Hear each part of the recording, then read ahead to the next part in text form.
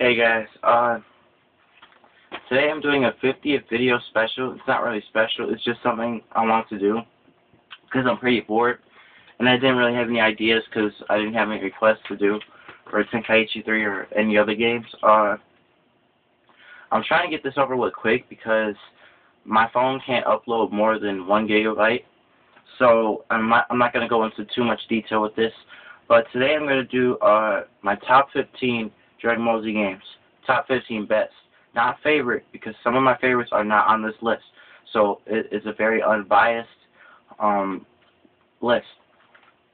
I'll try to go through this quick, but one thing about this list is basically I tried to choose the best of each series, basically because there are a lot of Dragon Ball series out there, and if I choose at least all 3 Tenkaichis, it would take up space, and people would rant on about how, why don't you have this game, why don't you have that game in there. I tried to pick 1 from each series. Some of them I chose 2, basically because some of them are really great games. Yeah, so basically, say for instance I put Tenkaichi 3 on there. Don't expect Tenkaichi 2 on there. Alright, let's begin. I'll try to get through this quickly.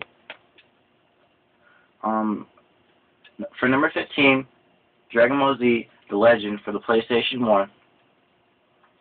For number 14, Shin Butoden for the Super Nintendo.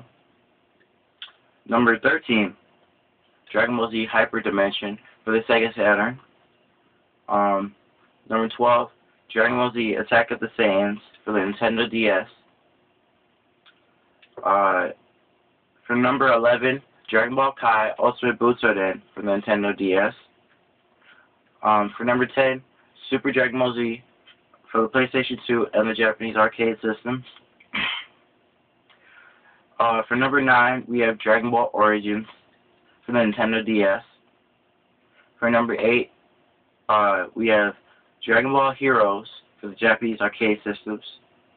For number 7, we have Dragon Ball Advanced Adventure for the Game Boy Advance. For number 6, we have Dragon Ball Z Burst Limit for the PlayStation 3 and the Xbox 360. For number 5, we have Dragon Ball Raging Blast 2 for the PS3 and the Xbox 360. For number 4, we have Dragon Ball Z Budokai 1 for the PlayStation 2 and the Nintendo GameCube. For number 3, we have Dragon Ball Z Boost Fairy and Legacy of Goku 2.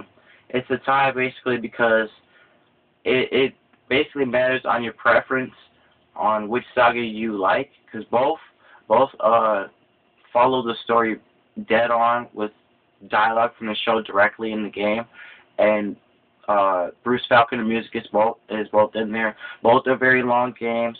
Legacy Goku 2 is a lot harder. Boost Fairy is easier. Boost Fairy has a lot more places you could go to.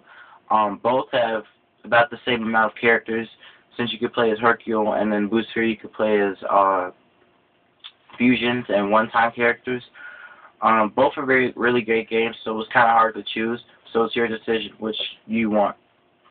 For number 2, we have Dragon Ball Z Budokai 3 for the PlayStation 2. And finally, for number 1, Dragon Ball Z Budokai Tenkaichi 3 for the PlayStation 2 and the Nintendo Wii. I hope you guys like this list. I'm sorry I had to be real short with it, because the other 2 times I tried recording, I didn't notice how long my explanations of why each game was very great were. So if you want me to do a review of any of these games, I will on a separate video. That way I could do a whole 8 minutes of just one game instead of trying to, squeeze it in there. Rate, comment, subscribe, and all that stuff. See you guys later.